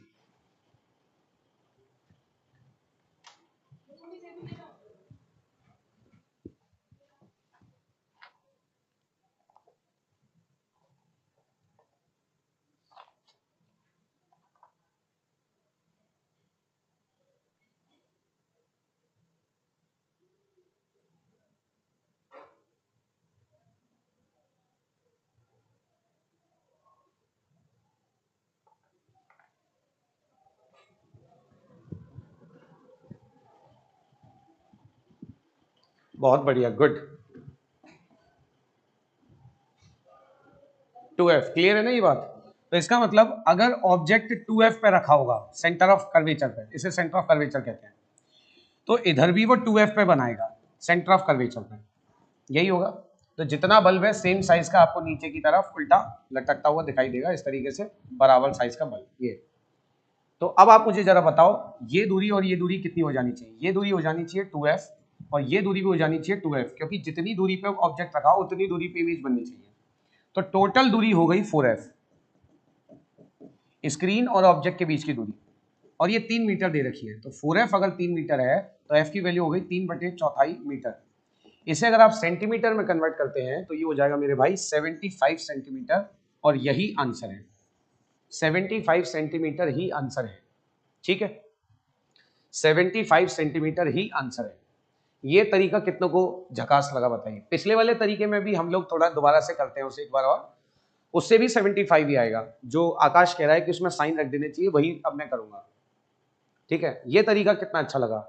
आप शब्दों को पकड़िए, मैक्सिमम पॉसिबल फोकल लेंथ मतलब मिनिमम पावर, मिनिमम पावर मतलब नो कन्वर्जेंस नो डाइवर्जेंस का मतलब ना तो बड़ा दिखाना है ना छोटा दिखाना है। लेंसेज करते क्या है, यही तो करते हैं, या तो बड़ा दिखाते हैं छोटा दिखाते हैं। प्लेन शीट ऑफ ग्लास क्या करती है, उतना ही साइज दिखाई, प्लेन मिरर भी वही करता था, हमने पढ़ा हुआ है। तो ये एक इसका तरीका था। ठीक है, अब 75 सेंटीमीटर मैं दोबारा से एक बार ट्राई मारता हूं और साइन रख के ही कोशिश करते हैं, आ जाना चाहिए। ये वो तरीका था जो कि बगैर पेन उठाई आपका आंसर दिलवा देगा। सही है, चलिए तो सभी बच्चे एक बार ट्राई करते हैं मेरे साथ, देखिएगा। मैंने आपसे कहा था कि इसे यू मान लो, ऑब्जेक्ट की जो दूरी है वो यू हो गई और इमेज हो जाएगी फिर 3 माइनस यू। ठीक है, तो लेंस फॉर्मूला लगाया हमने 1/v minus 1/u equals to 1/f। तो मैंने ये मिस्टेक की है कि जब क्वेश्चन में वो कह रहा है वैल्यूज के टर्म में, तो फिर आप साइन रख सकते हो, कोई टेंशन नहीं। तो आप ऑब्जेक्ट की वैल्यू जो है वो दी नहीं है, हमने u को u माना था, हमने ऑब्जेक्ट की दूरी को u माना था, तो हम यहाँ पे लिख देंगे माइनस u, मतलब u आप इसे x मान सकते हो, आप ऐसा कर लो, आप समझ जाओगे मैं क्या कहना चाह रहा हूँ। मैं आपकी मदद करता हूँ थोड़ी सी, इसे x मान लो, तो अब आप u की जगह क्या रखोगे, माइनस x ही तो रखोगे। यहाँ एक गलती हो गई थी बस, तो अपने आप ये दूरी कितनी आ जाएगी 3 माइनस x, लेकिन ये राइट साइड में तो इसके आगे प्लस साइन आएगा। और फोकल लेंथ जो है वो हमें पता करनी है। अब इसका एलसीएम ले लो, आपको पता चल जाएगा गलती कहाँ हुई थी हमसे, मुझे भी पता चल जाएगा।